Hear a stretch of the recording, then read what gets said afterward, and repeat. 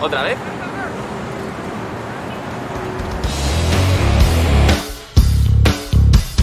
Your spots and the cameras oriented. I can see all of you.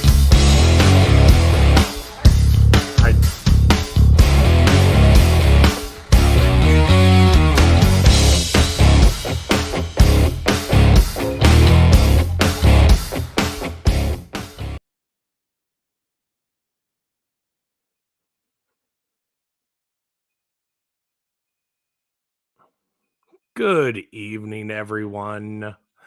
Welcome to Salt and Light Live. How's everyone doing tonight? Hang out for a little bit, see if anyone hops on the feed, and if not, we'll just get going. If you are in here and lurking in the background, I encourage you dive in the comment section, say hello. Let us know we're there. Let's get something to talk about. It appears we're having a little bit of technical difficulties on Facebook. That's okay. Not here for that anyways. Hope everyone had a good weekend. I know it's nice and warm here in Georgia again, what I'm very much appreciating. It was very cold this past week, but we're finally back up into the 70s where I like it. So the past couple weeks we have talked about the core verse that I really got inspired on for hospitality, where we're called to be salt and light, and what that means, the different purposes of salt and light, and what they do and how they're used. And I kind of want to dive off more on that. What I would like to talk about tonight, pull up my notes real quick, bacon. Some of you may know, some of you may not. I am not a baker by trade. I was a chef for years. Baking is not my strong suit. I believe it was Marco Pierre White that said, if cooking is art, baking is brain surgery. It's too precise for me. It's too finite. Bakeries are absolute psychopaths. The fact that they are able to wake up at 3 a.m. to be baking stuff and then have all those exact weights and temperature and humidity in the oven, it not for me. I like a bit more chaos in my cooking. But there was a bit where I worked at a industrial factory for a large bread baker. Hey, Blooming in the Cage, how you doing today? Um, I worked as a production supervisor, and I learned a lot about baking. And one core memory, because it was so horrible. It's amazing how horrible memories can become such a core part of your being. Um, we had a silo system where we would put ingredients in, and it would get piped thrown into this gigantic mixer. We were making 900 pounds of dough at a time. That would be roughly 500 packages of hamburger or hot dog buns. And we would add gluten to help strengthen it, and we would add salt to the dough. Um, and every once in a while, the salt would end up getting put into the gluten silo because they had the same hopper, and we just had a toggle switch that flipped in between the two of them. And whenever the baker would get tired, I mean, I remember my last summer there, we went from Memorial Day to Labor Day, 7 shifts a week, 3 shifts a day, running 24/7. None of us got a day off. It was terrible. You got tired. Often the mistake would happen where someone would put the salt into the gluten silo. And what would happen is when the salt would get in too early, the salt crystals actually tear apart the gluten. And when it would come out of the mixer, it would come out as Instead of this nice, stretchy dough, it would come out as slop. It would look like literally, it would look like oatmeal would just fly out, and then we would have to shut down the production and scoop all of it out by hand and wash everything off and get going again so we didn't have that contamination. So I got to thinking, since we were talking about salt so much, God really tugged on my heartstrings as I was doing studying and thinking about this, about how we're supposed to be salt. And often in the Bible, you see bread used a lot for a lot of different examples. Christ calls himself the bread of life. We are supposed to partake of him so that way we have the sustenance we need. Because bread was a main staple in the diet in ancient Judea.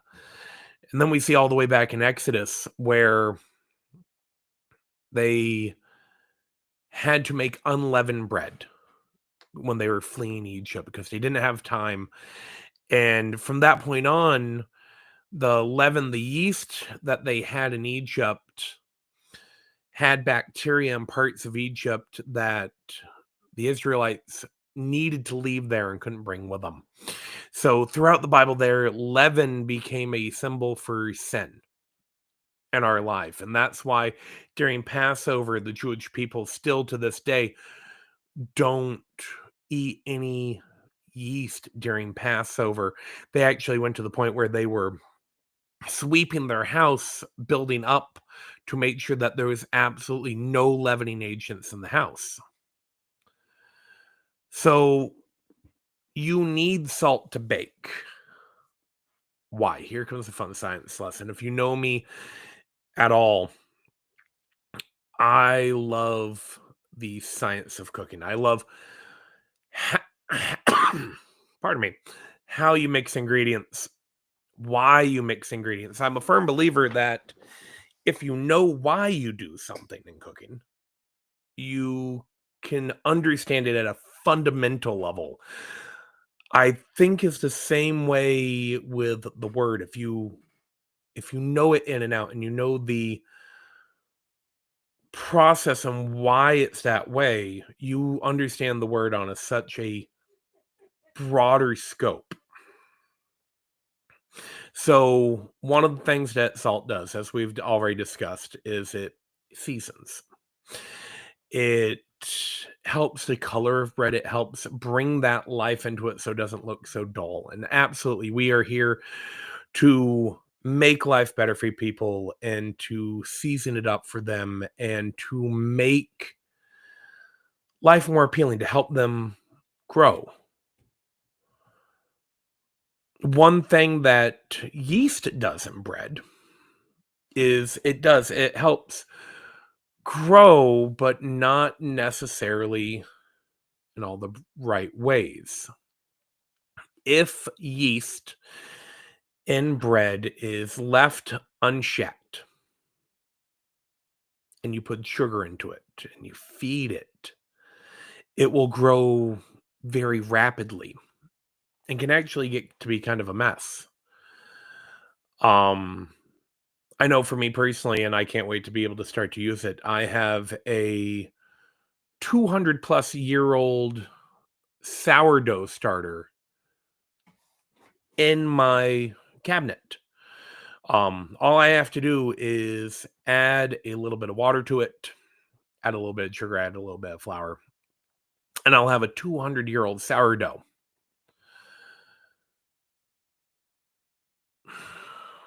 How, with yeast being a symbol for sin, how many of us have sin that's been in our life for that long? How many of us, maybe it wasn't even necessarily our sin, maybe it was passed on to us. Generational curses is a very real thing. Well, if you know baking, one of the things that salt does.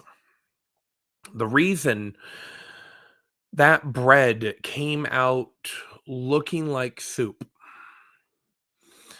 is because gluten is fiberish. It runs in strings. Salt is a crystal, a very sharp crystal. Sugar is a cubed crystal. Salt has very jagged edges, and it actually cuts the gluten. It cuts the leavening agent. When you put salt into a bread dough or a sourdough, when you have that raw yeast and flour and sugar, if any of you have ever made sourdough at home or done the friendship breads, it'll grow exponentially. And if you leave it unchecked, you will have a refrigerator or a counter just covered in this sticky, bubbly mess. But if you add some salt in with your flour, it actually controls the yeast. It hinders the growth of the yeast. And here's the cool part. It doesn't get rid of the yeast because, let's be honest, a lot of us, as my friend Jeremy likes to say, we all have a yesterday. We all have sin that hangs out, but it makes us who we are. Salt added to a dough gives the bread structure.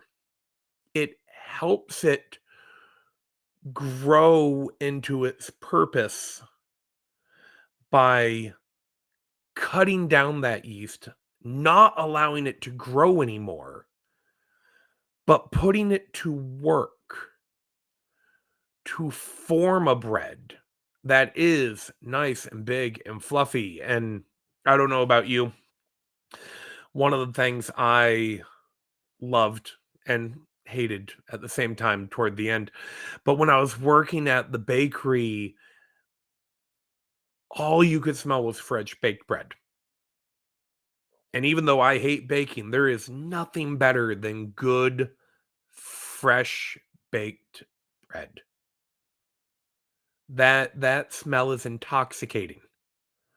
And all you want is to dive in and grab a hunk out of it. I've seen some of y'all at Texas Roadhouse. That roll of hot bread comes to your table and you dive on it like a starving man. And you know it's the smell. The cinnamon butter helps, but it's the smell of that bread. But without the salt being in that life of the bread, it wouldn't be bread. It would be a mass of water and sugar and bacteria that is overflowing everywhere. How often in life do we see someone that just has sourdough running out of them? It's just starter. Just you can see that mass that's bubbling out of them. Now, obviously, I'm talking about apparent sin, not actual sourdough. But how often do we see that mess and go, it's not my problem. I'm not getting into that. I will pray for them. I will pray for them. Bless their heart. They need Jesus. When all it may take is you going in and sprinkling a little bit of salt in it,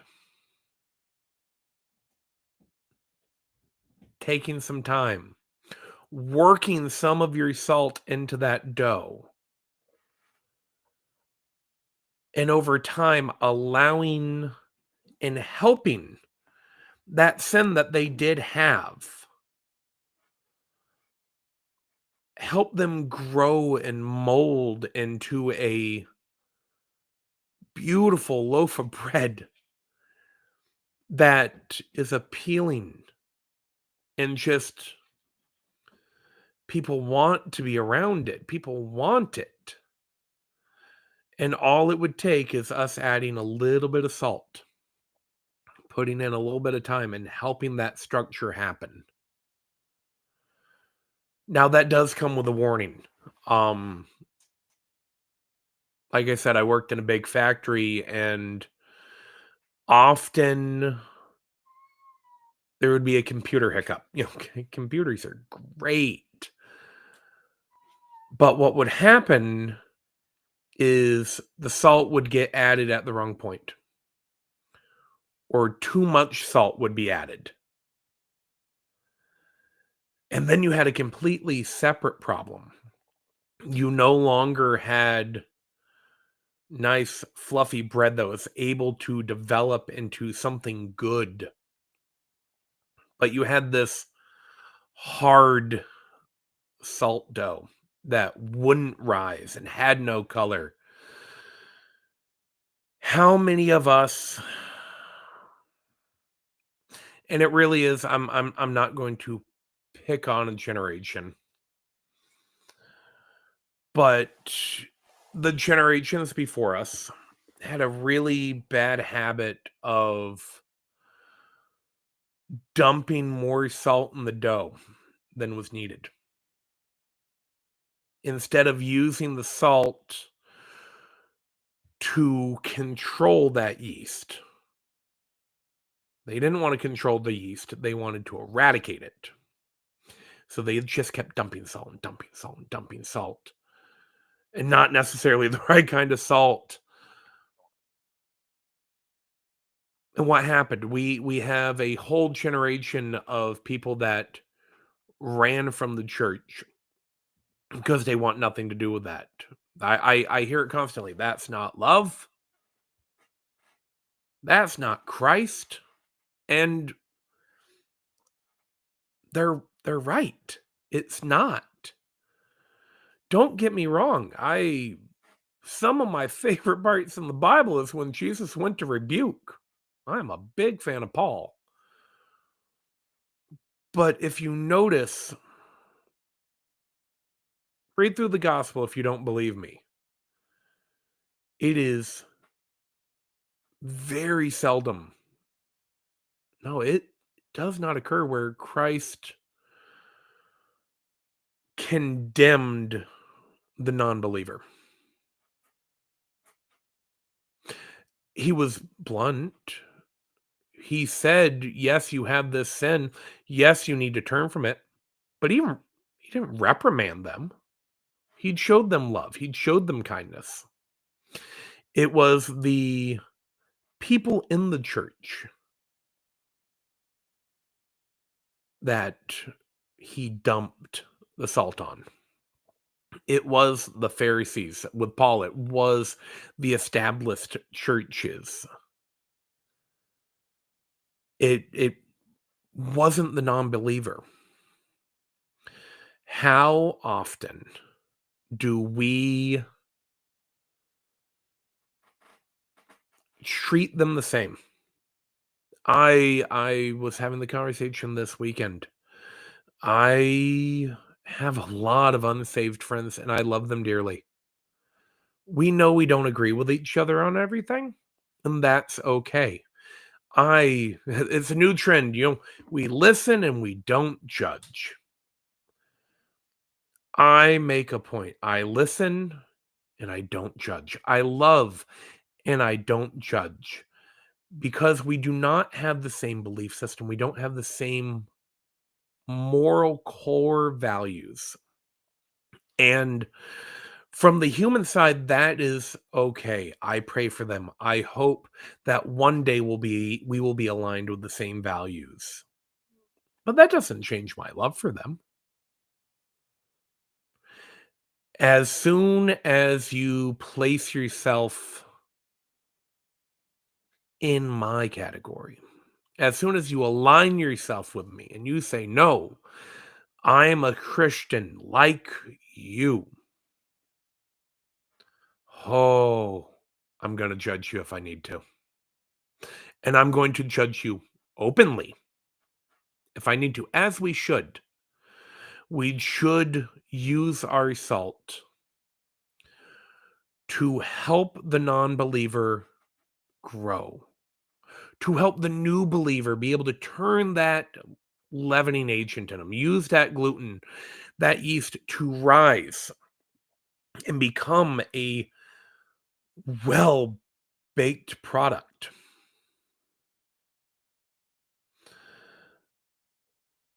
That's what we're called to do. We're not called to beat the gospel into them. We're called to love them and season them and help them process their sin. A lot of us forget.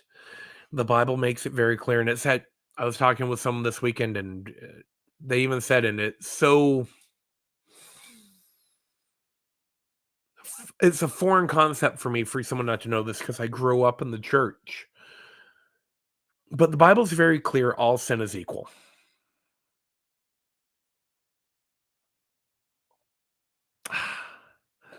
Yes, pluming in the cage, but that's not my truth. Maybe I want to be flatbread. I'm gonna pop that up here.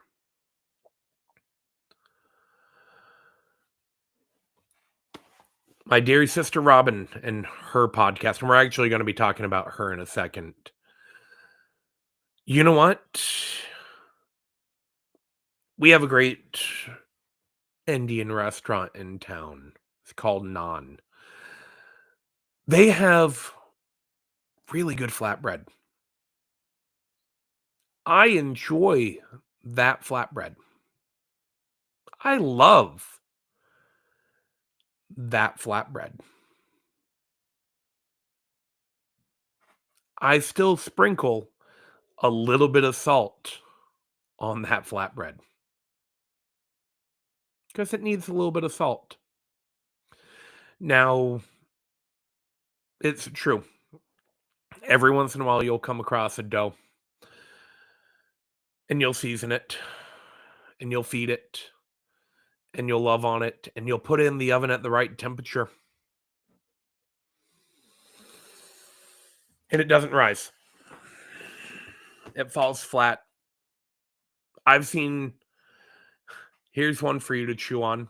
I have seen a lot of loaves of bread that have looked beautiful on the outside. And then you cut it open and it's hollow.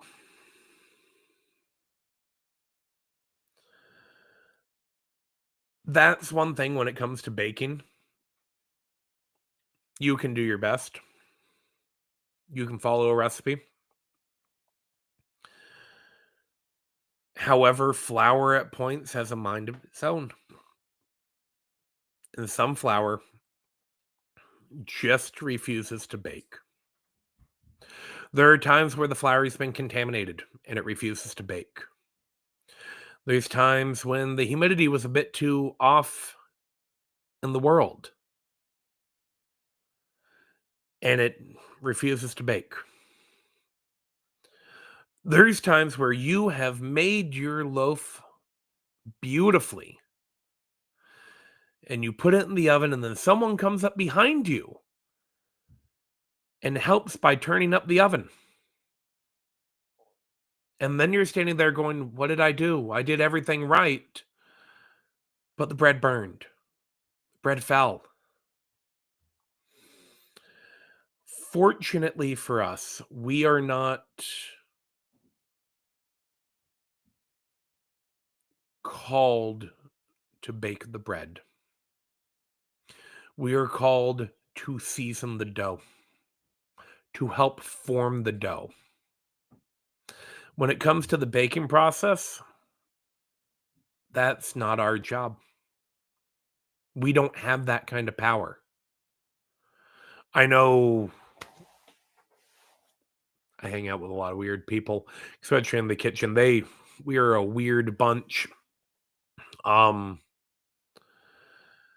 we joke, you know, stuff can get hot by hitting it. If you hit it hard enough, it'll warm up. So we used to joke, how hard would you have to hit a raw chicken to cook it? We don't have that power. We can't hit the loaf of bread hard enough to make it cook. We don't have that power. The best we can do is we can see the raw, bubbling yeast. We season it up, and then we pass it on to the baker. Through the Bible, Christ refers to himself as the potter. And the potter takes the clay and he kneads the clay. Now, when you knead something, you fold it in onto itself. And it's not fun. And you beat it with a hammer and you roll it out, then you fold it up again. Clay dough and bread dough, you knead the exact same way. I am grateful that it's not my job to knead the dough. And some of y'all are making it your job to knead the dough when it's not your job to knead. You're just supposed to season it and help make the dough.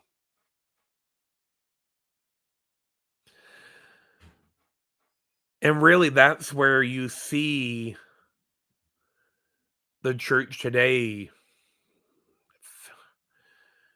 failing hard. You have far too many people sitting in the chairs. It's not your job to knead the dough. It's not your job to make it rise. It's not your job to package the bread after it's baked. Your sole purpose in this job is to add the salt to the dough. The flour is there from birth. The yeast is there from birth. The world around us puts enough sugar into it to feed that yeast and let it grow. It is our job to add the salt to the dough and help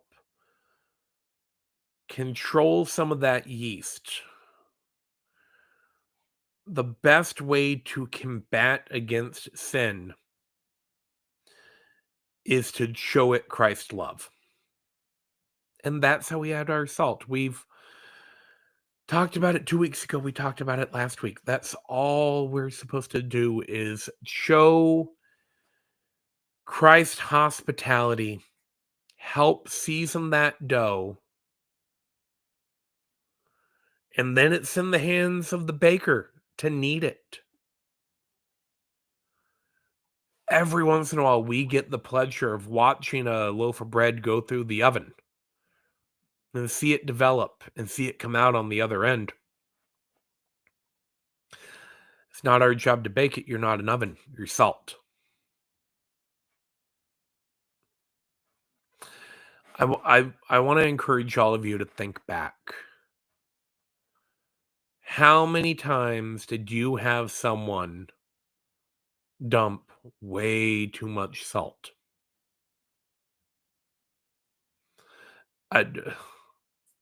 Jeremy, you're welcome. This one's for you. Do you know what happens when you dump too much salt? Food gets salty.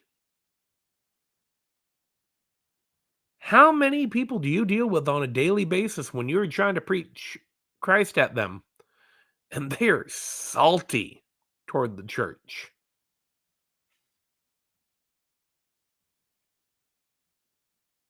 Fortunately, you can combat saltness with a little bit of sugar, a little bit of sweetness, maybe add some spice in there.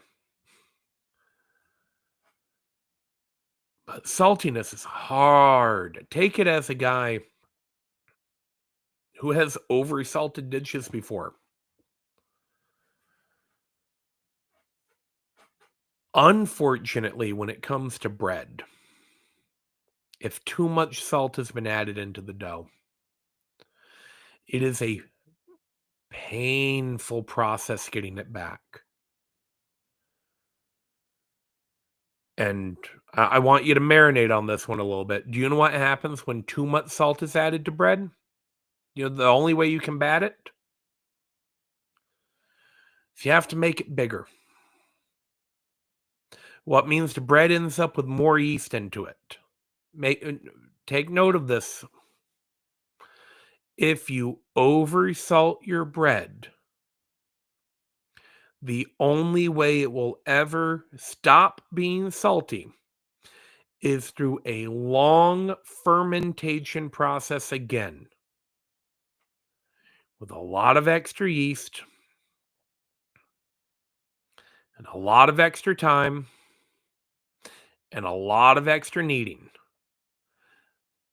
I will explain it for those of y'all who are not paying attention. If you have a non-believer come up and they have become salty from the church, they are going to add their own yeast back in. They are going to add their own sugar back in. They are going to double, triple in size. Their sin is going to overflow before you get it back to the point that you're going to be able to add flour and structure.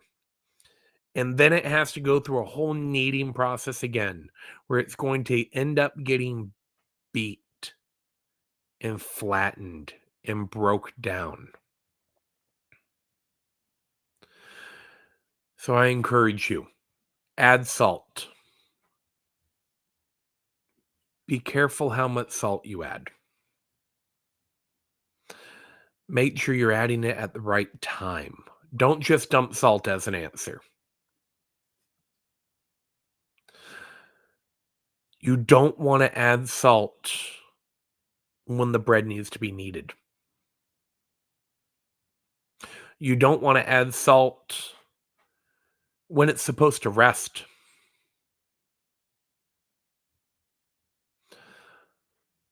For those of y'all who are new to bacon or new to dealing with unbelievers, pray on when to add your salt. Pray on how much salt to add. Adding salt during the baking process is tough. It's risky. It takes skill, it takes practice. Just like baking. Now, am I saying you shouldn't add salt? It's scary, don't do it. You might ruin someone. No, no, no, no, no. You are called to add salt. But just like me, I can bake now. I make a mean loaf of bread. I make a decent cake. I made a lot of bad loaves of bread first. It took practice. Even more important than practice, it took study. Now, I do apologize. I have to switch interpreters real quick, so bear with me.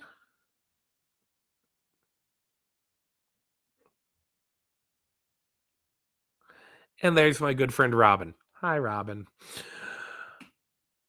So, just be careful when you add your salt. Be careful how you are speaking into people's lives, where you're speaking into their lives. It's one of the reasons why, with hospitality, we're called to build relationships with people so we know when to add our salt. We know how much salt we can get away with adding.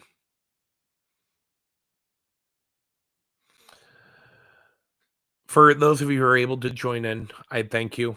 I would be remiss if I did not mention next this Thursday. You saw her pop up in the chat. My sister Robin has her podcast, Blooming in a Cage. You can find her on Facebook and YouTube. I encourage you, find her, look it up. It's great stuff. She is having a one-night event where they're going to be talking about the spiritual health of New England.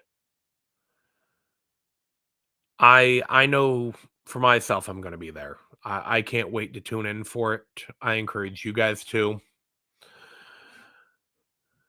So what I'm going to do is I'm going to say thank you and goodbye, and then I'm going to play a promo for it. Sorry, I encourage you stick around, watch the promo. It's airing Thursday at 8:30. She's going to be questioning a panel of 5 pillars of the church in New England. One from every New England state. I know every one of these men very personally. Listen to what they have to say, because for those of my friends in Savannah, something's coming to this country, and I do believe it was revival. Both Great Awakenings started in New England, and believe it or not, ended in Savannah. The thing about revival is we have to be ready for when it comes. So I encourage you, if you care for your community, if you care for your country, tune in, listen to what these guys are going to say, because there is going to be some good, strong biblical truth that you need to hear. So I encourage you, Blooming in a Cage on Facebook or YouTube, 8:30 Thursday night. That's typically the Mike night, What's My Father's Podcast night, but she's taking it over. Please tune in. As always, I encourage y'all to check out. I apologize. Check out the website. Check out the post. Do some reading. Send me an email. I would love to hear what you guys think of it. I would love to talk to you guys about this. Yes, sorry, you can also find Blooming in the Cage on Spotify as well. If you don't like watching podcasts, you can listen to it on your way to work. But please check out the website, read some of the posts. If you're interested in learning more about this in your church, I am hoping to start some church workshops, so that way we can really get this message of biblical hospitality out there, because it's what the world needs. The world needs some hospitality. We live in a country of people that are looking for their place, and they're wandering lost. Offer them a meal. Offer them some love. Offer them a cup of coffee. What's the most you're going to lose? So once again, I'm going to play that promo and head out, but thanks for tuning in. Stay salty. Was black and